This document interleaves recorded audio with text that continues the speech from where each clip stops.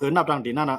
สิเรียเนี่ยมันสิเรียเกี่ยวข้องในคำไรว่าค่ะนะก็ก็มันรัดผ่านนาทีสิเรียให้เข้ามานะมันรัดผ่านนาทีตับซึกว่าเหลียงไงยาวก็ป่วนตับซึกว่าเหลียงก็มาตับซึกสิเรียได้อีกขนาดที่กองเมืองหั่นเนาะเฮ็ดอันไหนก็กำไรมันเข้ามาเขาเข้ามาอยู่ที่รักไทยนั่นน่ะนับดังที่นั่นในไทยในมีสิเรียครับลูกนะมีเบ่ก็ก็มันเกี่ยวข้องสิเรียก็ไทยจังได๋สู่ปล่อยลัดมาในนาทีสู่นั่นน่ะไทยมาจังไหนครับลูกนะไทยในก็ปิกหลานนะครับสิเรียก็ตุ้มตื้อลองการค้าขายลองหากินเลี้ยงต้องในตุ้มตื้อแฮงเตะจังว่าสิเรียก็อะไรว่าหลับเนาะหลับแล้วว่ากูก็เตะค่ะนะพวกนั้นค่ะนะกูมันจังว่ามันจะมีปัญหานะค่ะเนาะมันจังว่าแก๊งคอลเซ็นเตอร์เนี่ยมันใจว่าหลอกทางเมืองไทยครับลูกมันหลอกกูเจ้าคือหลอกคนทั้งกำพาค่ะนะตอนนั้นอเมริกันเขาขี่เขาย่ำเอาขนาดนะแต่ว่ากำลึงซื้อมาเนี่ยสิได้ก็จี้สั่งกูนาตีพอเดิมเลยเกี่ยวข้องแก๊งคอลเซ็นเตอร์เนาะพี่น้องเขามันก็ดีแล้วว่ากูน่าสิได้ตั้งใจที่เกี่ยวข้องว่าพี่น้องเขาพูดว่ามันเป็นตับกองอะไรตับจุ่มแล้วผู้นำตับกองในตับจุ่มในเป็นเจ้าอะไรในลาดมากครับนะขาเดียวมาต่างมันอย่างว่าเนี่ยเข้าขาดจอยเขาขนาดนั้นเข้าจอยบดีมาซึ่งได้เข้าจอยของเสียวขึ้นซึ่งได้อย่างว่าเข้าใครเขาเกี่ยวข้องแก๊งคอลเซ็นเตอร์อย่างว่าพวกเกี่ยวข้องแก๊งคอลเซ็นเตอร์มาใน1จื่อเสียงใต้เขาก็รู้2จื่อเสียงลูกพื้นเขาขาก็รู้นะ3มากวนซึกเขาอันจุนเพื่อนจุนเย่จุนอาศักสายใจกว่าอยู่จ้อมเขาเช่นนั้นก็กว่าอะไรผมลงแก๊งคอลเซ็นเตอร์เนี่ยมันเปลี่ยนอันให้จ้าดอนตัดใต้ขนาดยังไม่ทันเลยบอกว่าเข้าคาเลยมีศูนย์เข้าคาใครมีศูนย์1จอยเขาเนาะเดี๋ยวว่าเพื่อปฏิมาซึ่งได้เขาใครเงียบเต้ๆเนี่ยใจจอมในมันลีลาเราก็ยังมาญาติสิริตับซึกเขาเยอะเนี่ยก็สู่เจ้าใครเงียบเต้ๆเอาก้นลงสู่เจ้านั้นเตียนไว้ใจไรก็เขาว่านะเตียนไว้ใจไรอันพร้อมใครการซื้อคือเต้ๆนะในตับซึกปฏิมาซึ่งได้เนี่ยอันเขาไว้ใจว่าในมีเจ้าพงหนุ่มเนี่ยอันข่าวยุ่มยำว่าเหตุการณ์วันเมืองเต้ๆเนี่ยข่าวยุ่มยำเจ้าพงหนุ่มเนี่ยนะเพราะว่าเขาเจ้าเต้ๆเนี่ยการกับ10กับ3มันง่ายนะเขาลูกกูว่าในหมู่เดียวนี่คั่นนะก็ในพี่น้องคนในเมืองใต้เนี่ยว่านไรเอิงไรมีเนี่ยพี่น้องเขาส่งมาบันคาได้เขาส่งจะพงหนุ่มก็ไรยันว่าจะพงหนุ่มเนี่ยเฮาหันเข้าตาสีเขาลงใน TikTok เนี่ยนะเขาจะมีตัดสินนะพวกเขาอ่านใครเพียวเต้ๆก็เฮาว่าเนาะพวกเขาใครฮู้เต้ๆว่าอันใจจอมรัฐมันใจเต้ให้ว่านไรเอิงไรเนี่ยคัดจี้ในว่านมันไรสู่เจ้าหลวงคนสู่เจ้าเมืองยอบก็นะแก๊งคอลเซ็นเตอร์เนี่ยที่อยู่มันน่ะอย่าเพราะฉะนั้นเนี่ยเมืองเปิ้นน่ะอย่าไปว่าแก๊งคอลเซ็นเตอร์ล่ะตอนนั้นคนเมืองใต้เฮามาอยู่เมืองไทยเนี่ยมาเฮ็ดมาหากินเลี้ยงต้องเนาะมือมาก็มาหยับเนาะเผื่อมือก็ตาได้เลยมือไม่ง่ายเนาะนำมีเงินซื้ออยู่ซื้อกินซื้อกว่าซื้อไปกูลองใช้เงินหมดเพราะว่ากว่าด้วยคนใต้เฮาก็มีที่หลายมีไว้ถูกต้องเนาะไว้ได้เมียก็ว่าที่เฮาก็เหตุการณ์มันแม่นในไว้นะเขาเฮ็ดปานเฮาเนี่ยเขายังยอมเฮาคั่นน่ะในแก๊งคอลเซ็นเตอร์มาเนี่ยเป็นคนเมืองเขมมีไว้สัง10เมียวมาอยู่เมืองเฮาเอาน้ำลีนหินพาเมืองเฮาใจมาหลอกแหลมคนเมืองเฮาแทงเนี่ยตีผิดหมอกกะคือข้าวสุเจ้าบนด้วยคั่นแหละนะอันนั้นใครฝากมันรับซึกได้ค่ะเต้ๆครับสุเจ้าด้วยคั่นแหละป้อมผู้ป้อมยุ่มค้าก็จะวางผ้าส่งลูกกิ้งมาอยู่ด้วยคั่นแหละมีวัดมีไว้ญาติไทยยอบตัวคอกำเหลวคั่นน่ะกันล่ำกับจวนพระไม่ใส่เมียวมาเฮ็ดการหากินเลี้ยงต้องให้ก็ปุ่นยอบตัวคอกน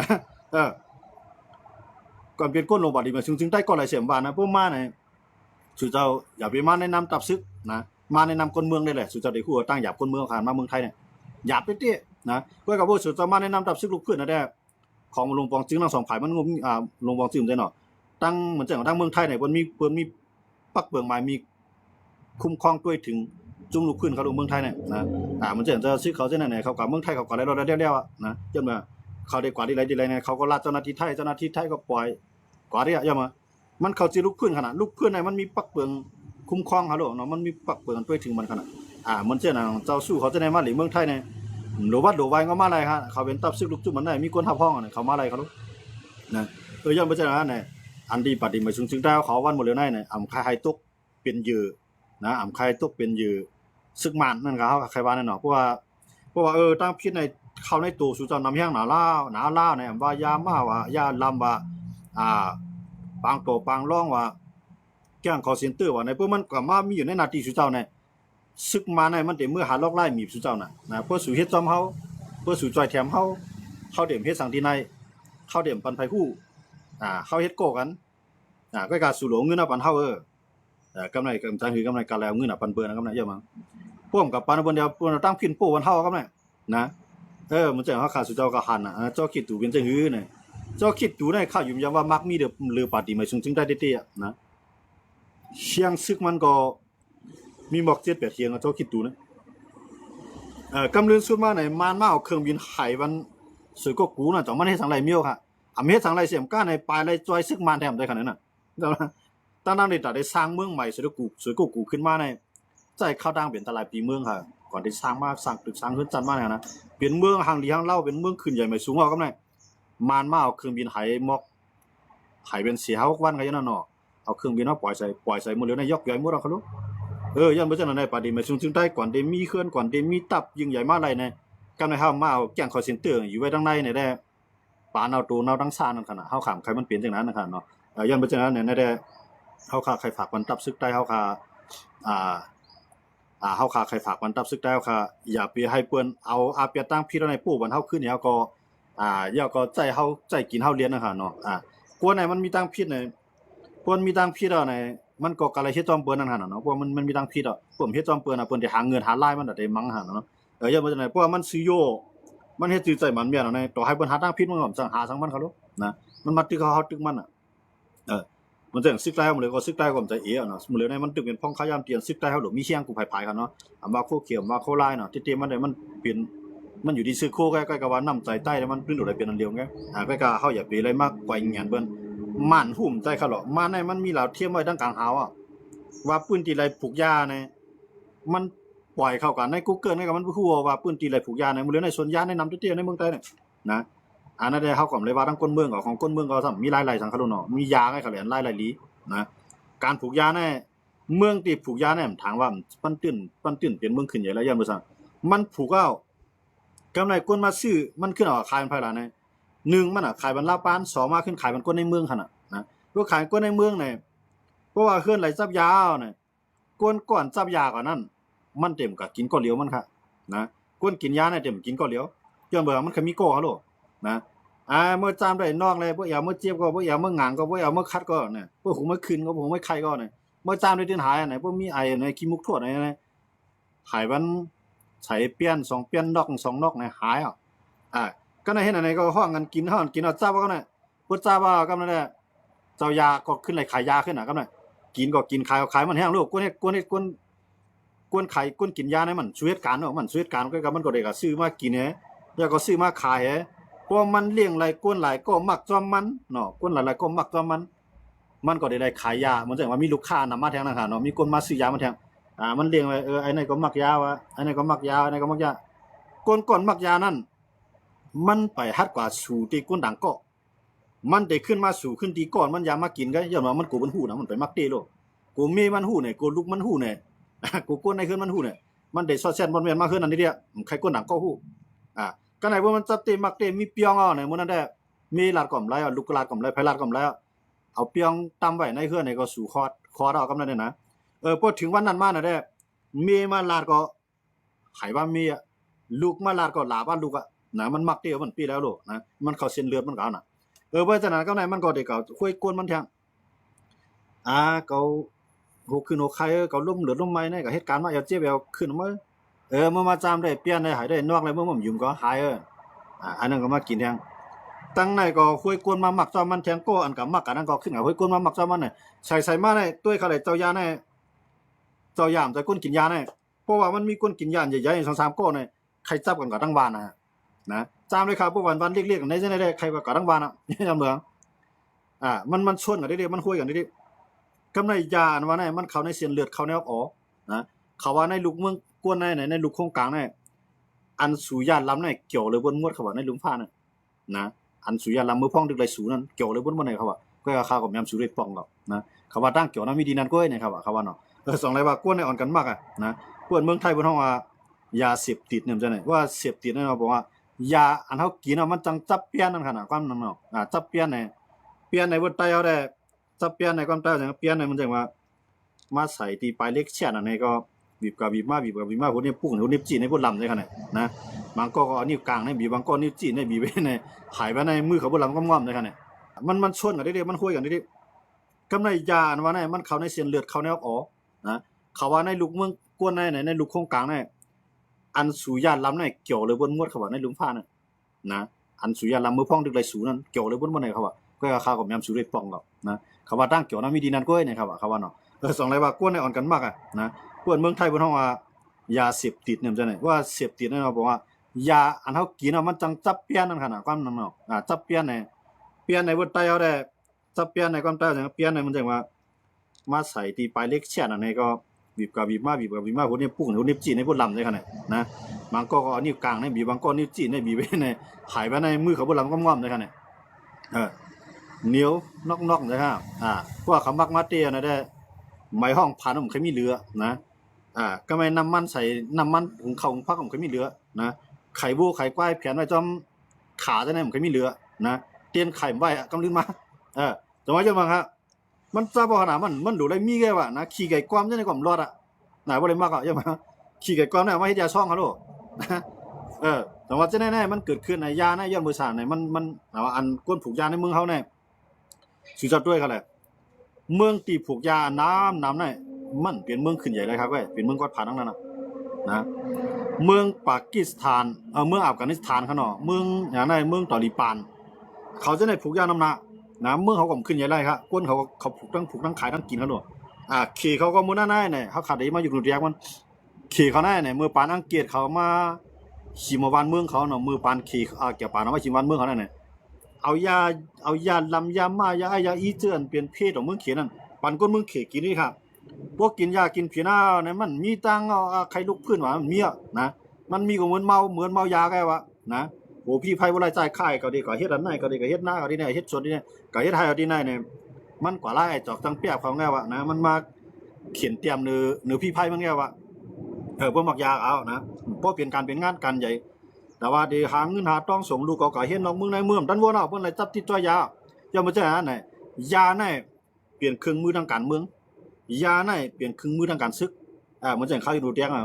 คุณสาในเฮียง 30,000 ปลายเนี่ยสังว่ามันมียาในมือในไผได้มาเปมันไรค่ะนะสังว่ามันไรก้ายาคายผีในสองไทยเดียวจะตั้งพิษมันจ่องม่านเดียวตั้งพิษโป้ใส่มันไรสองอเมริกันเขาได้อยู่ม่านสิได้ตั้งกาโหมันสังจะว่าคุณสามมีอ่ะตัวให้ตับซึกเกียนแข่งดันฮือก็เย้าเบื่อเลยในใต้เฮาเนี่ยอำว่าโคเขียวโคลายสร้างขึ้นมาเนี่ยไปแห้งไปใหญ่ดันเจ้าคุณสามื้อนั้นจังวันนะตั้ง2จุ่มมาพร้อมมันไปดันเจ้าคุณสาเจ้ามาเนี่ยกะปานอยากลายเขาลูกมือปานเจ้าคุณสาเนี่ยมีจุ่มไหลเขาเลยอันเล็กๆลอกๆที่มาฮัดมังเจ้าคุณสานะมีจุ่มบาจุ่มเดียวยันบ่เลยตั้งใจดันไปซึกมันหรือนั่นมีไผเนาะก็แม่ถึงมือเหลียวในโคลายกึบปากปืดบางตึกว่าในเปิ้นนอนกันหูปนมันโคเขียวปืดบางตึกว่าเปิ้นนอนกันหูปนมันบอกว่ามันไปแข่งดันมือปานเจ้าคุณสานะก็ในกะปานมือเหลียวมันเป็นกะปานเครื่องหลักหนากันคือจันคือกรรมเนาะเป็นด้วนว่าเป็นตั้งกว่าตั้งไปเอาขี่รถขี่ก้าละลายเขาลงหมดแล้วใจไปลีเนาะแหละนะผมว่าหมดเลยนะเนี่ยเพราะว่าเขามียาในมือเกาหลีแกงคอลเซ็นเตอร์อยู่ในมือเกาหลีเนี่ยเขาจอยผู้เขียนเหตุการณ์ก็นะจอยผู้เขียนเหตุการณ์ก็เหมือนเจ้านางปาดีมาซึ่งได้เกี่ยวข้องแกงคอลเซ็นเตอร์ว่าเกี่ยวข้องยาว่าเนี่ยในหนานถ้ามาตึกปาดีมาซึ่งได้ในส่วนยาเขาในที่นั่นในหน้าที่เขาในเนี่ยเขามาเพียวยาน่ะเนี่ยมาในมันได้เฮ็ดจังได๋ก็เนี่ยนะพวกตึกมันพวกตึกมันก็พวกมันได้กว่าทั้งหลายมันก็ลาดในเฮาไว้เฮาก็เอาเงินเอาต้องก็อาบมันไหนมันก็กว่าพี่จื้อพี่ครึ่งอ่ะเด้มันก็กำนั้นต้องว่าเพราะเขามีตังพิษอยู่ในมือนะเฮาต่อสู้เพิ่นทำเป้นะจุ่มไหลเขาเจ้าครับว่ามันจุ่มอันเอียนแห้งใหญ่ที่สุดในหลุมฟ้านะนี่มันได้เป็นในหลุมฟ้าคั่นน่ะเพิ่นน่ะเป็นในหลุมฟ้าน่ะเป็นเจ้าเคิดอันจุ่มอยู่กองกลางมีนำเลยเพิ่นนะกำลังชุดมา2เขาอองคั่นน่ะลาดอันเขาใครละเจ้าอันเขาใครละตั้งจึงเมืองใหม่เขาก็ไล่นะ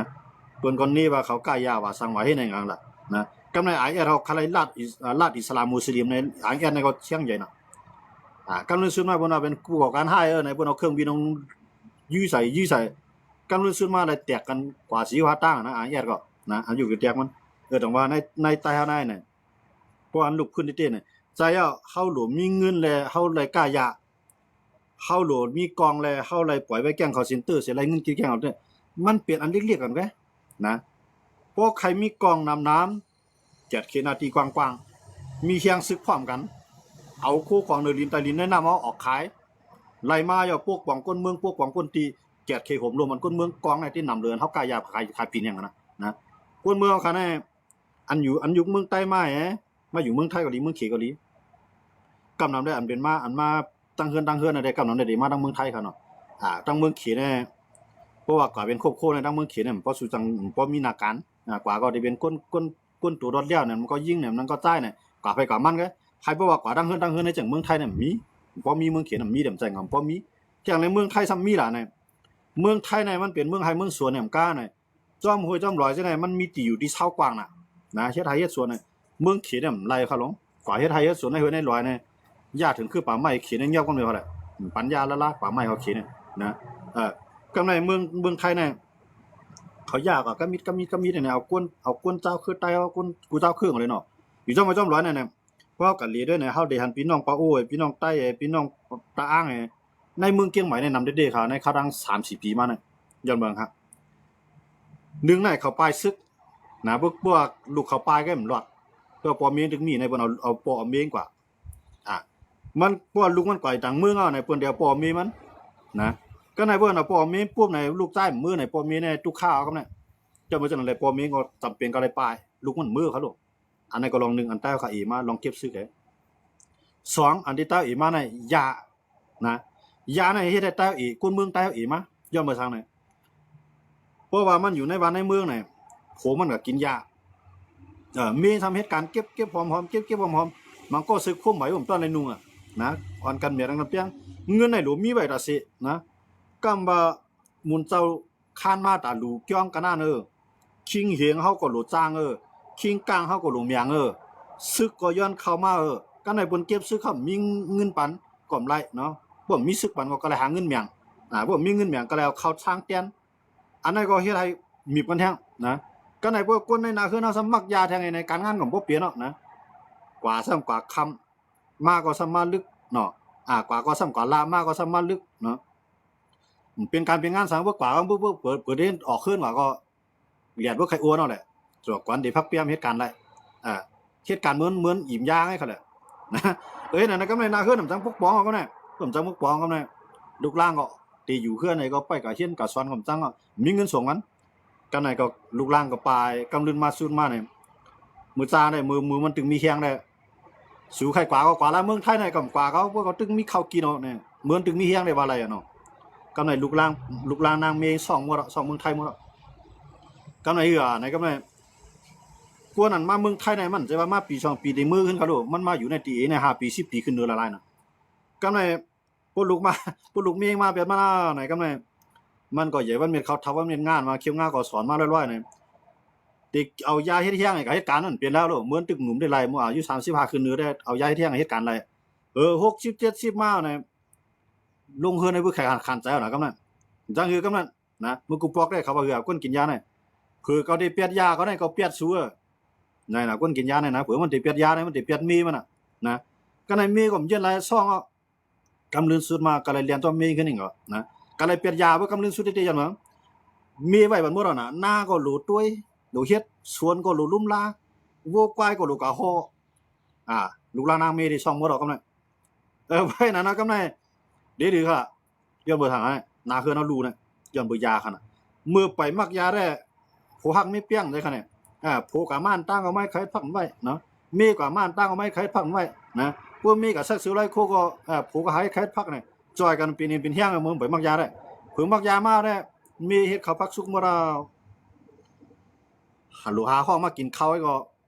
เตือส่วนตีนเนาะโคตรเฮือนมันจานกะห้องอูสุมาด้วยใจกะห้องปอสุมาด้วยนางกะห้องปอเมียห้องมากินข้าวกำก็ได้มื้อลูกกะห้องลูกได้หลวนได้ใจไว้กับลูกเนาะกะห้องลงเรียนเฮือนมาปุ๊บเที่ยมันไปมาล่ะนายมีถามหาแทงก็ไม่ลุกงอได้ขึ้นห้องแทงเมียเมื่อกินข้าวบ่ก็ไม่ได้ตั้งใจลำดังมากำนั้นแหละสุกให้กินเอากินไปก็ช้างเฮ็ดน่ะเฮ็ดข้าวผักสุกยาวไปลาวบ่แทงกำนั้นก็ได้เพิ่งมาถึงเฮือนน่ะนี่ว่าสุกเฮ็ดนาวล่ะกินข้าวนะว่าสุกล้อมฮ้อล่ะเฮาก็ต้วยนำไปมีอย่างนั้นละโคสุไปไล่เลี่ยมได้นี่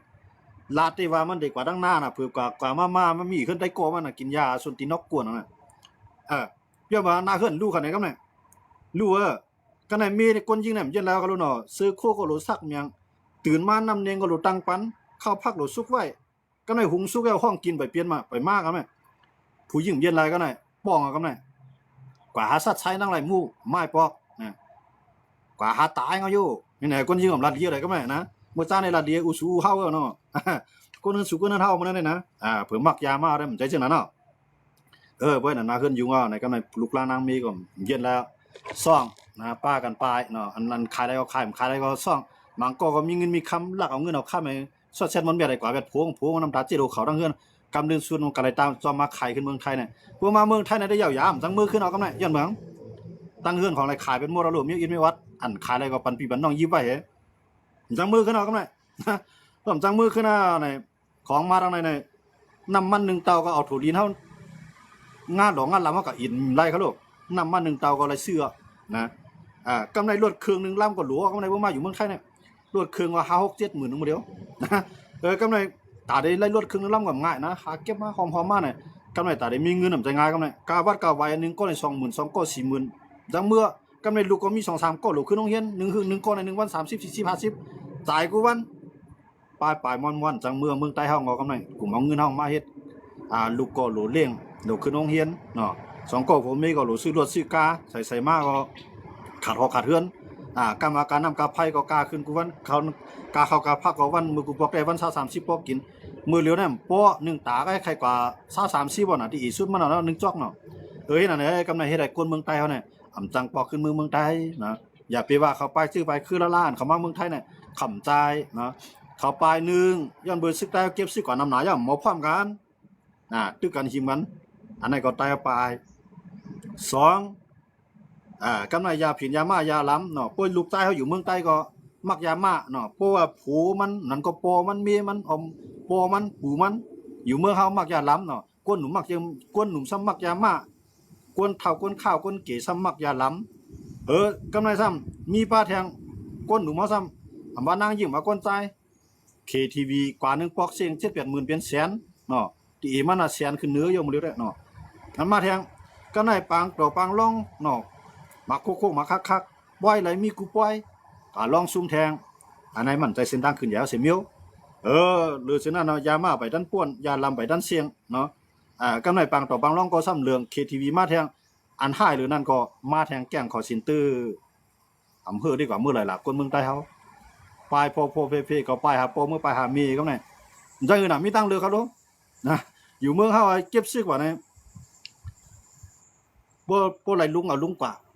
ปอมเมียได้จอมเลี้ยงจอมดูแท้ง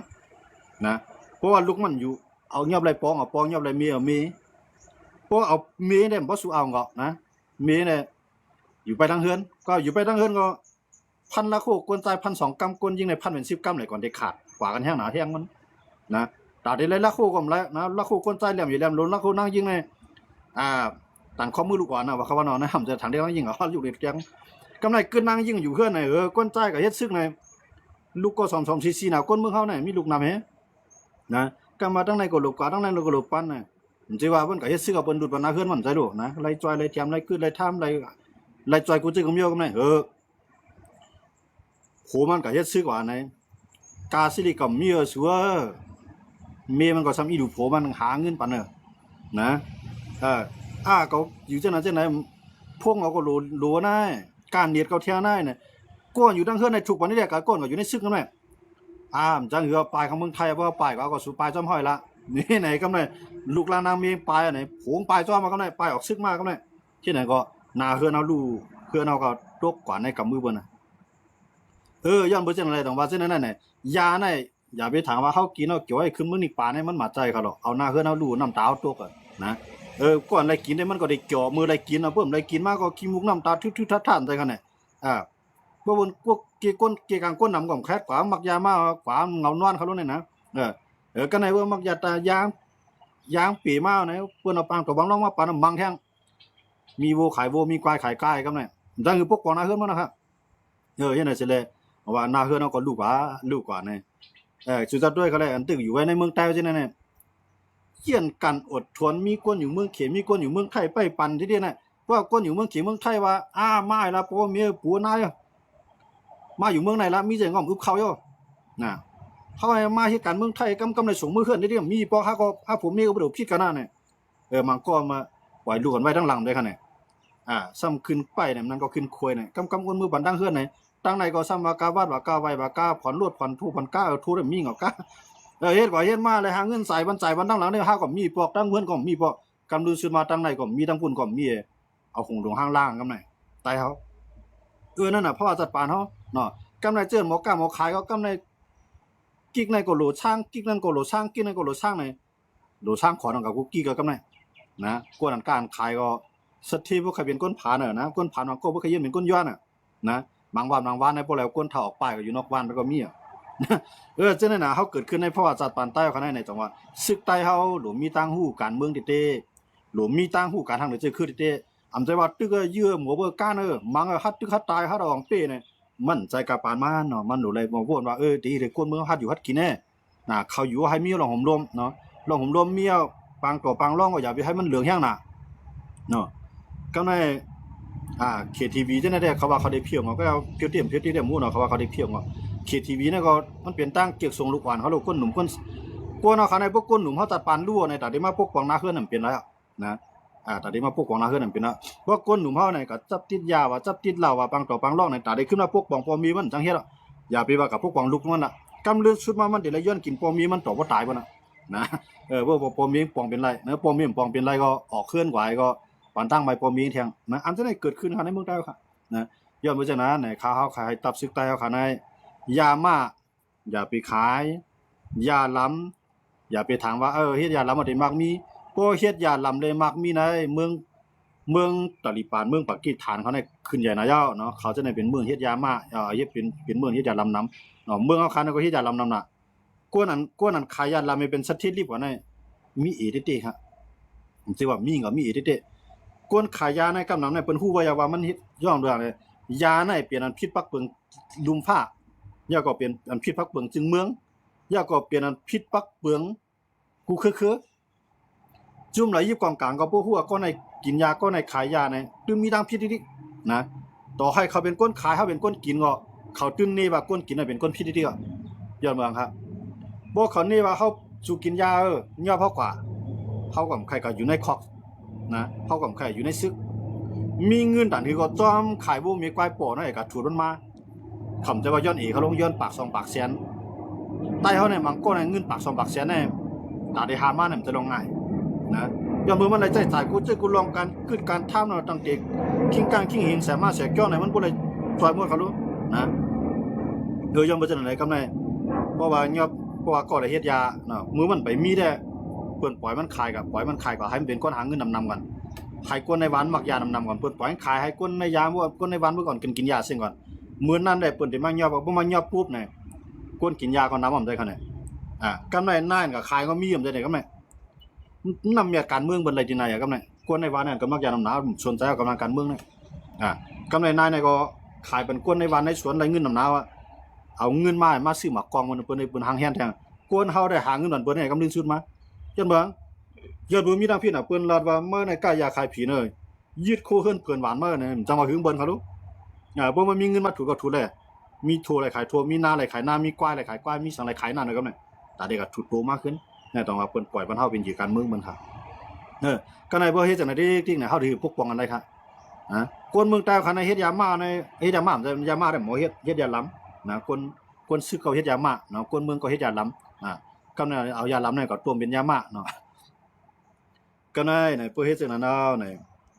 ยานั่นแหละมันกว่ามากกว่าทอกมันพาราเนี่ยอันเปิ้นกล้าขายผู้กล้ารายใหญ่มันนั่นได้เปิ้นกินยาครับเปิ้นเอาเงินให้ก็ซื้อเครื่องกองกลางนะไปมายอบคนกินยาไปมายอบคนขายยาอันเฮากันเฮ็ดเอาจ้อมเฮยจ้อมลอยนั่นเสียมาบ่ใครปอกเนาะเวียกกูเฮยกูลอยเผือไล่มาเนี่ยสู่กินยาสู่ขายยา